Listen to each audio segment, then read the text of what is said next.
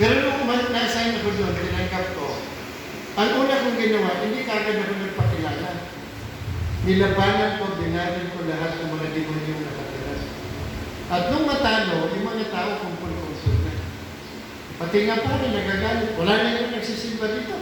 Doon ka sa pastor ni Susan. Nakita niyo. Kasi, alam natin kung sino may control eh. Alam. Alas 12 na. Paano ba? Pilihan ko. Ha? Pwede ba kayo? Oo nga. Ano? Pagka kayo sa kakaan. Ganun. Hindi ka talaga kayo pagka nakarami. So, siyempre, tulog na kailangan na. Okay lang ba kayo na i-expose ko pa? Amen. Yung malalim na lihim ni Satanas. Amen. Malalim pa diyan, marami yan. Si Satanas, kung pag-aralan ninyo, sa verse 14 ng Ephesians 6, meron siyang mga lalag. Meron siyang mga lalag. Yung tawag doon, wiles of the devil. Pagkatapos may very darks of the wicked. Doon sa verse 16. Alamin mo na, kasi pag hindi nyo alam, tatamaan tayo niyan. Mm-hmm. Kasi iba yung magaling yan eh. Hindi basta-basta, halos kasigulid lang yung pagitan nila ng God.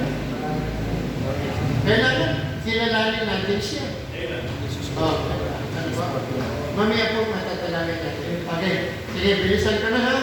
Alam niyo ba si Lord, may malalim din siya. Death things of Satan, may death things of God. Doon, sa 1 Corinthians 2, verse 10. Sige, tingnan niyo. Basahin niyo po. Hindi lang kasi natin bibigyan ng mga pansin, yung mga word na yun. Ngunit ito'y inihayag na ng Diyos sa atin sa pamamagitan ng Espiritu. Sinasaliksik ng Espiritu ang lahat ng bagay, maging ang mga pinakamalalim na bagay na may kinalaman sa Diyos. Parehas eh. Si Satan may malalim din na bagay. Eh ang God, ganun din.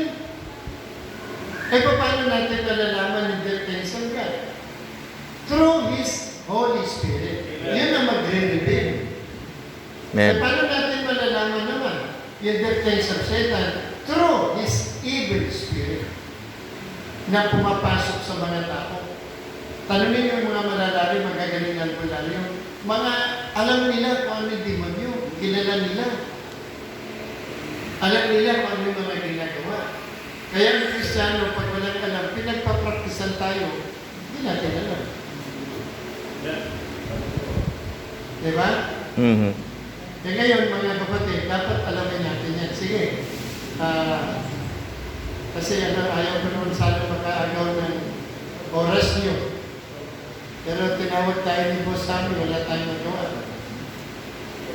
Kasi ako po, pag na-invite ako sa sa ibang probinsya, sa ibang church bayan, tinatanong ko yung pastor. So, Bishop, ano gusto mo ituro? Hindi ako naghari-harian. Kayo, kahit nasabihin under ko kayo, nakita niyo ba na naghari-harian ako pagdating ko sa inyo? Ang tanong ko, ano gusto niyo?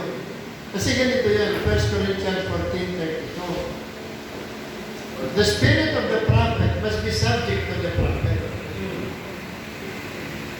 Ang kaloob ng pagsasalita at ng mensahe mula sa Diyos ay dapat nabibigil ng mga tumanggap ng kaloob na yun. And the spirits of the prophets are subject to the prophets. So kayo yung nagka-assign doon. Kayo yung nakakaalam ng sitwasyon ng mga tupa nyo. Hindi alam. So dahil kayo yung nakaalam, tatanungin ko kayo, ano gusto nyo ituro? Hindi maghari-harian kagad tayo. Hindi magbigay galang tayo kung sino yung nandoon. Tanungin natin kung ano gusto nila. Kaya minsan, yung ibang nag-mission, nakakasira sa ibang church. Kasi pakiramdam nila, hari sila yung reyna. Wala na magawa, nandun na, nagsalita na. Kaya ko lagi kong tanong, ano gusto niyo po? Ano sitwasyon ng church niyo? So, pastor, sige. So, i-reveal na ni Lord kagad kung ano dapat gawin. Okay, ano na natin yung armas natin? Una, suot mo helmet. Pero pagkaralan nyo, yung helmet doon, hinuli at saka yung espada sa verse 17. Sige, pag-aralan niyo yung armor of God. And Ito, take diba? the helmet of salvation and the sword of the Spirit. Verse 17 yan. Di ba, Pastor? O, pero may nauna pa doon. Ano yung nauna? O, sige, 13 muna. Tingnan nyo. Therefore, 13. O, Therefore, take to yourself the whole armor of God, that you will be able to withstand the evil day, and having done all to stand. Yan. So, mayroong evil day. Ibig sabihin, ang sama ng pakiramdam mo, iyamot ka, kasar ka, wala naman dapat na kinasaran, nahihilo ka, masakit yung tiyan mo, masakit ulo mo, hindi mo alam bakit ka nanlalata. Kapatid, yan ang evil day mo. Ibig sabihin, under attack ka ni Satan. Yun ang evil day. Hindi lahat ng araw natin okay. May araw talaga na hindi mo maintindihan eh. Tama hindi? Tama. Lahat tayo nakaranas yan. Mm. Wala naman. Dapat kasaran, kayamutan, kagalitan. Bakit? Hindi ko nga maintindihan eh. Dahil ko pa yung babae meron na. Ano, basta? Meron talaga eh. Mayroon mo pala. Nasa din po ako eh. Nakakasala pa na namin. Totoo yan. Evil day ang tawag doon. So, we will be able to withstand during those evil days. Kaya nga, put on the whole armor of God. Oh, 13 yun ha? Oh, verse 14. Ano sabi, Pastor? 14. See? Therefore, stand having your loins girded about with truth. Oh, ito mo. Ang tawag doon ay belt of truth. Sinturon ng katotohanan. Dapat yung, sa pagitan yun eh, sukatin mo doon sa sinturon mo pataas at sinturon pababa, parehas ang haba. Parehas yun. Mm. So, isusuot mo lagi yung belt of truth. Ano yung truth? Sabi ng Biblia, you shall know the truth, and the truth shall set you free.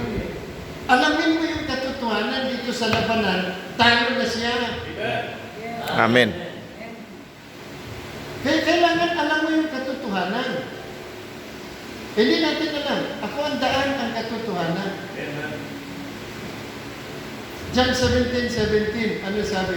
Sanctify them through thy word. Thy words are truth. Sanctify them through your truth. Your word is truth. O, ano sabi? Thy word are truth. Sige. Sanctify them through your truth. Your word is truth. Nakita niyo?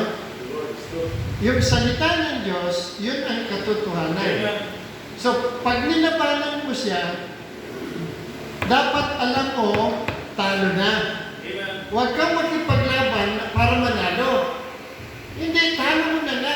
In short, ay katotohanan, panalo ka na. Amen. Kaya lagi mong isuot yun. Anytime na lumaban, Satanas, talo ka na. Tinalo ka na ng Panginoon. Amen. Ang katotohanan, inilagay ka ninyo sa paanan ko.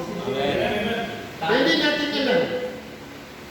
Kaya nga, sabi sa Romans 16:20, sige, mag-sit tayo ulit at i-ano ko lahat yung mga dapat natin matutunan para may panalo talaga natin ng laban. And the God of peace shall bruise Satan under your feet. Shortly. Oh. May the grace of our Lord Jesus Christ be with you. Amen. Ano sabi? Hindi magtatagal, ipapailalim ng Diyos ng kapayapaan si Satanas sa iyong paanan. Amen. Oh. Ay bakit nagtagal? 13 years ka na wala dito? 15. 15. Mm. Oh. Bakit nagtagal na ngayon lang na natin nalaman na dapat tumabuhis na demonyo ito, talo na? Hindi natin alam eh. No. Tama? Amen. Tama. Kaya alam natin, mga nanginginig yun. Amen. Dahil alam nila eh. Nalaman na nila ang katotohanan. Tapos na tayo. Amen. Yun yung katotohanan dyan. Kaya hindi natin suot-suot yan. Hindi natin alam. Alam mo, ganito si Josue sa chapter 10. Yung 5 hari na nagtago sa kuweba, di ba? Alisin niyo yung takip. Ayun. Dali niyo sa harapan ko. Tinawag niya lahat ng leader niya. Oh, apakan niyo sa lid. Ganyan ang gagawin ng Diyos sa lahat ng kalaban niyo. Amen. Kaya nga Luke 10:19, ano sabi? Bibigyan kayo ng kapangyarihan, yumurak, apakan ang mga ahas at alagdan. Amen. Yun eh. So, pag alam mo yan at alam din nila, wala na yun, manlalata yan. Kasi ang katotohanan tayo. Yes. Na ipapanalo lang ni Satanas ang laban through deception, through pandaraya. Kaya ngayon alam niyo na, pati mga sakit na yun, dapat hindi kayo alipinin ng diabetes, high blood. Wala yun eh. Ang totoo, pinagaling ka na 2,000 years ago pa. By His stripes. Past tense yun. Huwag na ninyong angkinin yan. Hindi na atin yan. Amen. Ano sabi sa Mark chapter 7? Ang pagkain ay para sa mga anak. Hindi ko pwedeng kunin ang pagkain ng mga anak at iagi sa tuta. Diba? May nanay kasing lumapit. Kaya nga, at least, alam niya na yan ang ibig sabihin. Ano ba hinihingi na pagkain ng nanay? Kagalingan ng anak niya. Eh dahil hindi si anak ng Diyos, pagano siya, hintil siya. Tubo na zero siya. Pag-isip mo si ilan, tulog na. Pag inantok kayo na, hindi mo maintindihan.